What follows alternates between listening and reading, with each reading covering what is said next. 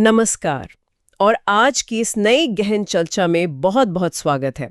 आज का हमारा ये विस्तृत विश्लेषण ना शिक्षा की दुनिया में हो रहे एक बहुत बड़े बदलाव पर आधारित है। एक ऐसा बदलाव जो शायद बहुत खामोशी से हो रहा है, लेकिन इसका असर बहुत व्यापक होने वाला है। बिल्कुल। आज हम हमारे पास मौजूद स्रोतों के आधार पर NIOS 2026 सक्सेस गाइड के गहरे समुद्र में गोता लगाने वाले हैं। आज का हमारा मिशन ये समझना है कि पारंपरिक स्कूली शिक्षा का जो दबाव होता है और NIOS यानी national institute of open schooling द्वारा दी जाने वाली जो स्वतंत्रता है, उसके बीच असल में अंतर क्या है। जी, और हमारे पास आज जो भी डेटा है वो बहुत स्पष्ट रूप से दिखाता है कि कैसे शिक्षा को अब एक तय ढांचे से निकालकर व्यक्तिगत जरूरतों के हिसाब से ढाला जा सकता है। चलिए इसे समझते हैं। जब हम पारंपरिक स्कूल शब्द सुनते हैं तो दिमाग में सबसे पहले क्या आता है? एक बेहद कठोर समय सारणी, सुबह जल्दी उठने का अलार्म, और उपस्थिति या अटेंडेंस का वो भारी दबाव, और अक्सर बिना समझे चीजों को रटने पर जोर देना। सही कहा आपने। अगर हम इतिहास देखें तो पारंपरिक स्कूलों का ये ढांचा औद्योगिक क्रांति के समय बना था। लेकिन आज के तथ्य बताते हैं कि NIOS एक बिल्कुल ही अलग रास्ता दिखाता है। ये अपनी खुद की गति से सीखने और सबसे महत्वपूर्ण बात, खेल या कला जैसी रचनात्मक चीजों के लिए समय निकालने की आजादी देता है। हाँ, और इसी पर हमें आज गहराई से बात करनी है। यहाँ जो बात सबसे दिलचस्प है वो ये है कि इसे हमें सिर्फ एक वैकल्पिक स्कूल या किसी बैकअप प्लान की तरह नहीं देखना चाहिए। तो फिर इसे किस तरह देखना चाहिए? ये वास्तव में ये सोचने का एक बिल्कुल नया तरीका है कि सीखना आखिर काम कैसे करता है।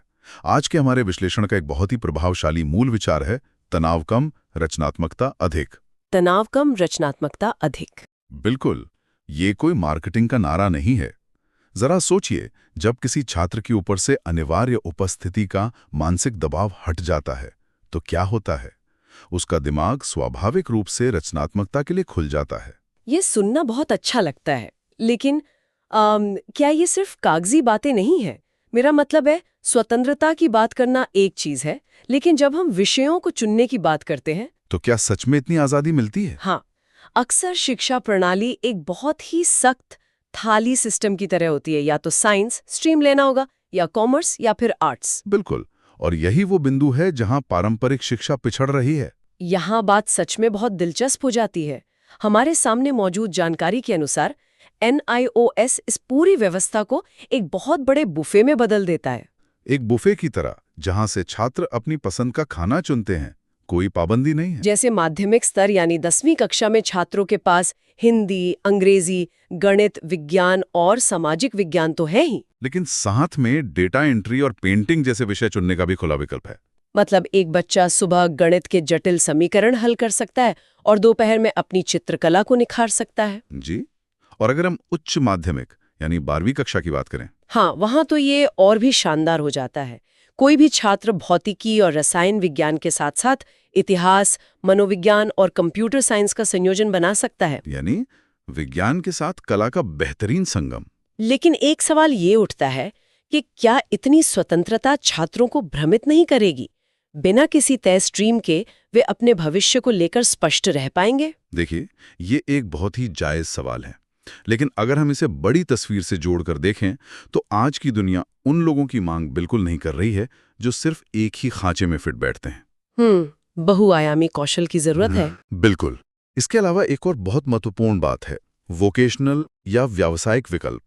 योग, डेटा एंट्री और कृषि जैसे विषय ये छात्रों को सिर्फ किताबी ज्ञान नहीं देता, बल्कि उन्हें प्रैक्टिकल स्किल सिखाता है। ये बहुआयामी दृष्टिकोण तो समझ में आता है, लेकिन समाज की मान्यताओं का क्या? जो लोग इस चर्चा को सुन रहे हैं उनके मन में एक शंका आ रही होगी मान्यता को लेकर। हाँ, जब कोई छात्र अपनी 12वीं की मार्कशीट लेकर किसी कॉलेज या इंटरव्यू के लिए जाता है जहां उसने अपनी पसंद के विषय चुने हों, तो क्या उसे गंभीरता से लिया जाता है? ये एक ऐसा डर है जो समाज में गहराई तक बैठा है, लेकिन आज के हमारे तथ्य इस मिथक को पूरी तरह से तोड़ते हैं। तो क्या ये 100% मान्य है? बिल्कुल। ये जानना हर किसी के लिए बहुत जरूरी है कि ये सर्टिफिकेट पूरी तरह मान्य है।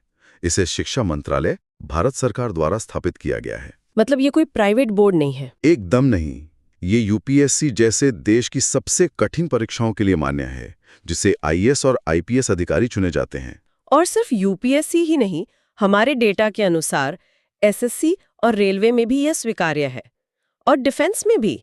सेना, नौसेना और वायुसेना में भर्ती के लिए। तो मान्यता को लेकर शंका रखना निराधार है। लेकिन फिर भी एक आम धारणा है कि ओपन स्कूलिंग वो लोग चुनते हैं जो पढ़ाई में थोड़े कमजोर होते हैं। यही सबसे बड़ा भ्रम टूटता है। सफलताओं के उदाहरणों पर नजर डालें तो सच्चाई इसके बिल्कुल विपरीत है। हाँ, जो हॉल ऑफ फेम के उदाहरण सामने आए हैं वो इस धारणा को जड़ से खत्म कर देते हैं। नवनीशा का ही उदाहरण लें, जिन्होंने जेईई एडवांस्ड में 406 रैंक हासिल की। जी, और वो डिस्ट्रिक्ट टॉपर रहीं। एक और बेहतरीन उदाहरण शीशाजी भट्ट का है। शीशाजी भट्ट ने भी जेईई एडवांस्ड परीक्षा में 851 रैंक प्राप्त की। ये आंकड़े वाकई हैरान करने वाले हैं। ये इस बात का अकाट्य प्रमाण है कि इस व्यवस्था के छात्र आईआईटी और शीर्ष मेडिकल कॉलेजों में प्रवेश ले रहे हैं। लेकिन ऐसा कैसे संभव है? एक छात्र जो नियमित रूप से स्कूल नहीं जा रहा, वो कोचिंग और स्कूल में 8 घंटे बिताने वाले छात्रों को कैसे पछाड़ सकता है? इसके पीछे का कारण समझना बहुत जरूरी है। स्रोत से एक बहुत ही सटीक बात सामने आती है। सिर्फ बोर्ड परीक्षाओं पर नहीं, बल्कि प्रतियोगी परीक्षाओं की तैयारी पर ध्यान केंद्रित करने का समय मिलता है।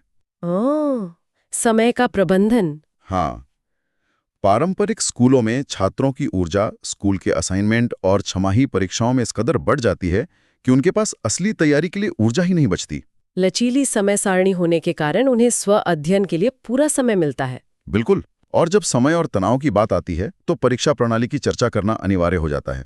पारंपरिक व्यवस्था में तो परीक्षा का मतलब होता है मार्च के महीने में एक साथ सारे विषयों का भारी तनाव। उस खौफनाक माहौल की कल्पना कीजिए। 10 दिन के भीतर भौतिकी, रसायन, गणित सबकी परीक्षा देनी होती है। लेकिन यहाँ परीक्षा प्रणाली को भी बहुत सोच समझकर डिजाइन किया गया है। 2 तरह की परीक्षाएं होती हैं। पहली है पब्लिक एग्जाम, जो साल में 2 बार होते हैं, अप्रैल मई में और फिर अक्टूबर नवंबर में। और जो दूसरी व्यवस्था है वो तो सच में शिक्षा जगत में क्रांति है। ऑन डिमांड एग्जाम यानी ODES। ऑन डिमांड एग्जाम की अवधारणा का सीधा सा मतलब है परीक्षा तब नहीं होगी जब सिस्टम चाहेगा, बल्कि परीक्षा तब होगी जब छात्र पूरी तरह से तैयार होगा। ये सुविधा जून से सितंबर और जनवरी से मार्च के बीच उपलब्ध होती है ना? जी, मानसिक स्वास्थ्य के नजरिए से सोचिए ये कितना बेहतरीन है। छात्र तनाव कम करने के लिए एक एक करके विषय पास कर सकते हैं। तो इस सब का आखिर मतलब क्या है, विशेष रूप से उन छात्रों के लिए जो पिछले बोर्ड में किसी कारणवश फेल हो गए हों? एक छात्र के लिए फेल होना सिर्फ एक अकादमिक नुकसान नहीं होता, ये एक बड़ा मनोवैज्ञानिक आघात होता है। मुझे तो ये TOC यानी ट्रांसफर ऑफ क्रेडिट की जो व्यवस्था है वो एक वीडियो गेम के सेव गेम फीचर की तरह लगती है।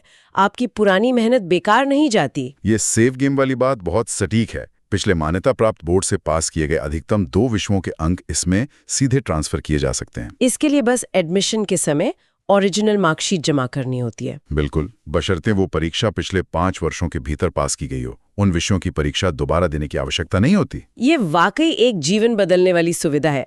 अब तक हमने इसके दर्शन को समझ लिया, लेकिन जो लोग इस जानकारी का उपयोग करके 2026 के लिए आवेदन करने का मन बना रहे हैं, उनके लिए व्यावहारिक जानकारी बहुत जरूरी है। हाँ, क्या ये प्रक्रिया किसी सरकारी दफ्तर के लंबे चक्कर लगाने जैसी है? नहीं, ऐसा बिल्कुल नहीं है। तो प्रवेश, पात्रता और फीस पर बात करते हैं। 10वीं कक्षा के लिए 31 जुलाई तक आयु 14 वर्ष होनी चाहिए और 8वीं पास होना चाहिए। लेकिन दिलचस्प बात यह है कि स्व प्रमाण पत्र का विकल्प भी मौजूद है। स्व प्रमाण पत्र, क्या ये शिक्षा के स्तर को गिराने वाली बात नहीं लगती? सतह से देखने पर ऐसा लग सकता है, लेकिन ये शिक्षा के लोकतंत्रीकरण का एक बड़ा कदम है। कई बच्चे गरीबी या विस्थापन के कारण पढ़ाई पूरी नहीं कर पाते। तो ये सुनिश्चित करता है कि दस्तावेजों की कमी बाधा न बने। जी, 12वीं की बात करें तो आयु कम से कम 15 वर्ष होनी चाहिए और 10वीं पास होना अनिवार्य है। और महत्वपूर्ण तिथियों का ध्यान रखना भी बेहद जरूरी है। 2026 के सत्र के लिए प्रवेश 2 ब्लॉक में होते हैं। ब्लॉक 1 के लिए बिना विलंब शुल्क आवेदन की अंतिम तिथि 31 जुलाई है और इनकी परीक्षाएं अप्रैल मई 2026 में होंगी। ब्लॉक 2 के लिए अंतिम तिथि 31 जनवरी 2026 है, जिसकी परीक्षाएं अक्टूबर नवंबर में होंगी। और अगर तारीख छूट जाए तो विलंब शुल्क के साथ फरवरी और मार्च में भी आवेदन संभव है। आवेदन के 5 आसान चरण हैं। वेबसाइट पर जाकर स्ट्रीम 1 चुनें, मूल विवरण भरें, विषय चुनें, दस्तावेज अपलोड करें और शुल्क भरें। दस्तावेज भी वही सामान्य चाहिए होते हैं, फोटो, हस्ताक्षर, वैध पहचान पत्र, जन्मतिथि और निवास प्रमाण। और पुरानी मार्कशीट। लेकिन अब सबसे महत्वपूर्ण मुद्दे पर आते हैं, फीस। ये प्रणाली गुणवत्तापूर्ण शिक्षा को बहुत सुलभ बनाती है। 10वीं के लिए 5 विषयों का पंजीकरण शुल्क लगभग 1800 रुपए है। सिर्फ 1800? हाँ, और 12वीं के लिए लगभग 2000 रुपए। परीक्षा शुल्क प्रति विषय केवल 250 रुपए है थ्योरी के लिए। और प्रैक्टिकल के लिए 120 रुपया? ये सच में राहत देने वाला है। लेकिन एक शंका है, घर से पढ़ाई करने का मतलब कहीं छात्रों का पूरी तरह से अकेला पड़ जाना तो नहीं है? ये एक बहुत ही आम गलतफहमी है। इसमें अध्ययन सहायता का मजबूत ढांचा है। पीसीपी क्लासेस होती हैं ना? जी, वीकेंड के दौरान अध्ययन केंद्रों पर विशेष कक्षाएं होती हैं, जहां छात्र शिक्षकों से संदेह दूर कर सकते हैं। और टीएमए यानी ट्यूटर मार्क्ड असाइनमेंट भी है, जिससे 20% अंक मिलते हैं। बिल्कुल, और डिजिटल लाइब्रेरी भी है जहां वीडियो व्याख्यान उपलब्ध रहते हैं।